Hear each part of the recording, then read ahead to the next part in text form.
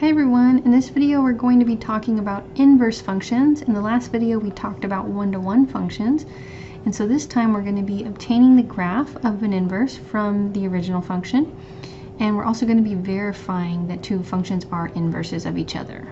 So let's start with the definition of what it means to be an inverse function. Okay, so first of all, your function has to start as a one-to-one function.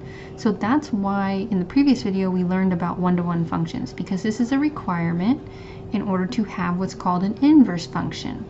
And it pretty much means the opposite. So opposite or inverse. And so we have this symbol and we read this as f inverse. And so f inverse is the opposite function of the original function f. And so what that means is we're going backwards. So if originally y equaled f of x, then the opposite or inverse of that would be that x equals f inverse of y. So our function, we used to plug x into it and we would get out y. Now we're plugging y into our inverse function and getting x back out of it. So we're going backwards. And that's why we needed our functions to be one-to-one, because if it's 1x gives you 1y and so on, then you can go backwards. You can say, well, this y came from exactly this x. This y came from this x, and so on. Okay, and now the graph of a one-to-one function has a nice key feature to it. The graph of a one-to-one function and its inverse are symmetric with respect to the line y equals x. So this is like a mirror. If you place a mirror on the line y equals x, which is the diagonal line right here through the origin, this is the line y equals x, that is like your mirror line, and so your original function is going to have points around it, and then you mirror them across that to get the inverse graph. So here's an example. So the original one is in blue, and the inverse of this blue function is this red one.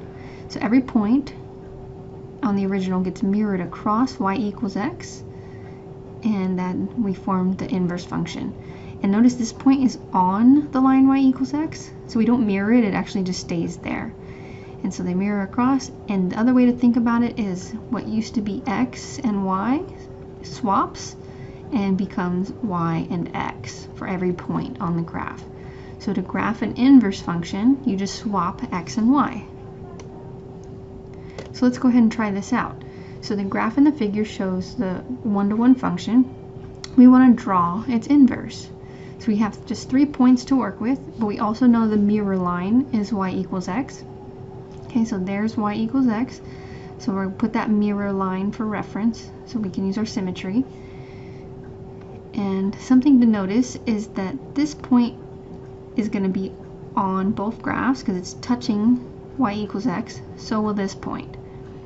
So we want to mirror the other ones. So we want to mirror -2, -1, which becomes -1, -2. Swap x and y. And then what used to be 1, 0 is now 0, 1. Swap x and y. And then just draw your line going through those points, and then this is the inverse. So in red is the inverse of the original function. So remember, you just take your x and y from the original, so from f of x, and then to get your points on your new graph for f inverse, you're going to swap those points. And you can also use this line for symmetry. Okay, so another key element to inverse functions is this idea of them being opposites of each other, or swapping x and y, is that the domain of the original, the inputs of the original, is now the range or the outputs from the inverse, and vice versa. The outputs or range from the original is now the inputs or domain from the inverse. So you plug something into the original function, you get something out, and then if you want to use the inverse, it's the opposite. What used to be the output is now the input, and what used to be the input is now the output. Okay, so here is a way to look at this in terms of composition. So in a previous video we learned about composite functions. So composition, where you plug in a function into another one, that's going to come up here. And so for us, this says that my input from my domain of my function, I plug it in to the function f, and I get out some y value. So this is y. Then if I want to go backwards, I plug it into my inverse function, and then I get back to the original x. Okay, so it undoes, it pretty much undoes what was happening. And that's the composition part right here. So this is the composition.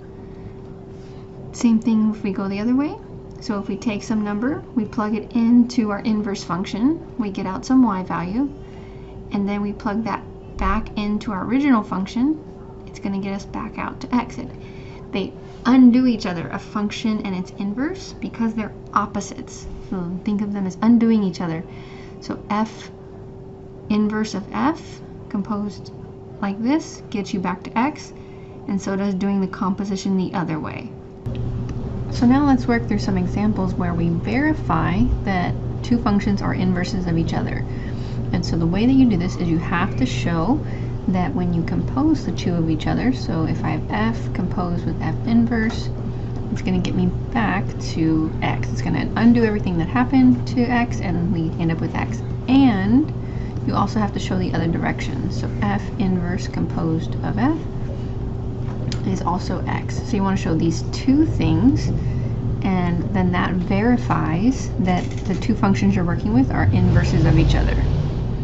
Alright, so this one, g inverse of g. Okay, so we plug our function g into the function g inverse. So first just replace g of x with what it equals, x to the fifth. Then take what's in the parentheses, whatever happens to be in the parentheses, and plug it into the other function. So it's going to go right into the space for x, which is going to be inside the fifth root. So whatever's in the parentheses just goes right in here inside the fifth root. So you're taking the fifth root of x to the fifth, which those powers undo each other, the fifth root with the fifth power, and so that's x. So that's good. That's what we're hoping to get.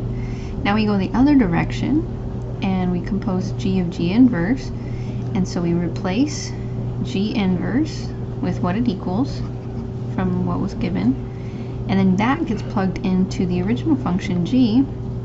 So exactly what was in the parentheses here gets in the place of x. So it's going to be whatever's in the parentheses raised to the fifth power. So it was in our parentheses, which was fifth root of x, gets raised to the fifth power, and then fifth root to the fifth power undoes itself, so those cancel out and we just get x. And because we showed both of these, we in fact verified that the two functions are inverses of each other. So that's how you do it, that's how you verify. All right, let's do it again with the functions f and f inverse. Okay, so plugging f of x into the parentheses here, just what it equals, and then plugging that whole quantity into the inverse function. So the inverse function, f inverse of x, was 1/4 times x plus 7. So where we're plugging in is right here in the space for x. So you pretty much just erase that x and then replace it with what was in your parentheses. And so then you just start simplifying after that. So the 7's add up to 0.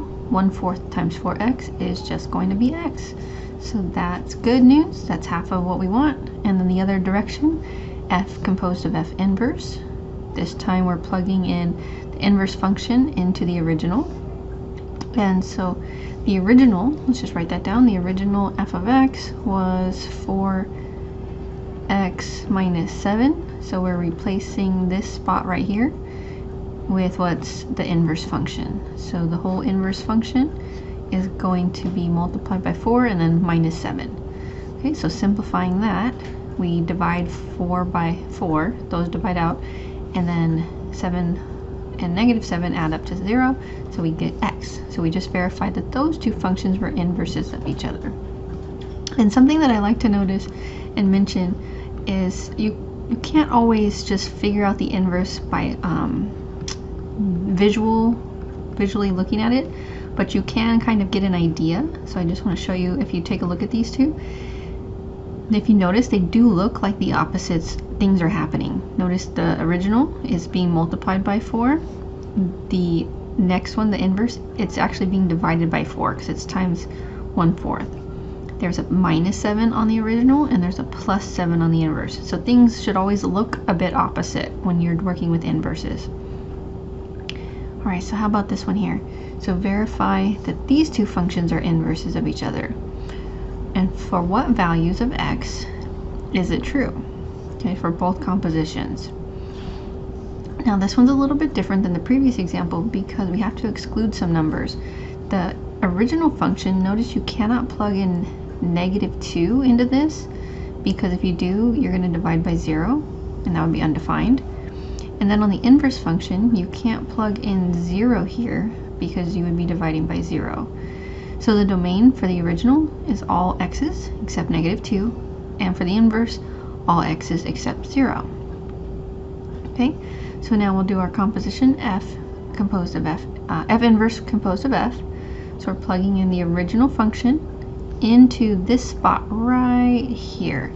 Okay, so we're going to just erase that x on the bottom and then replace the whole original function into that one spot. Okay, so notice that what that looks like, 1 over what used to be x. This used to just be x, like this here, and then -2, and then we're going to start simplifying. Okay, so let's work this out together really quick so you can see how this got simplified. So we have a fraction in a fraction, which is always ugly. So what you can do is you can flip and multiply. So this is saying 1 times the reciprocal of the bottom. So 1 times x plus 2 over 1. You flip the denominator. And then that's going to just be x plus 2. And then the -2 in the back is still in the back. And then those add up to 0 and you get x. So that's true, and we'll say as long as x is not -2 because of that restriction on what we plugged in on that original function. Okay, similarly we'll go the other direction. F composed of f inverse. So now we're going to plug the inverse function into the original. Remember the original looked like 1 over x plus 2. So we're plugging in right here in this spot. We're replacing what was x with what's in the parentheses here. So 1 over x minus 2. And then we just simplify. Okay, so we can just say -2 plus 2 is 0. And then 1 over x. Same thing like last time. We can flip and multiply. So 1 times the reciprocal of the denominator. And that's just x. As long as we exclude 0, because we can't plug that in to our inverse function. Okay, so we verified that those two functions were inverses of each other. Alright, so that's it for this one. We verified inverse functions. So remember, all you have to do is the two compositions. You plug the original function into the inverse, and you do the opposite. You plug the inverse function into the original, and both of these things, when you do both of them, you should get x both times. And that means that the two functions that you started with are in fact inverse functions, opposites of each other. So in the very next video, we'll be finding the inverse functions. See you soon.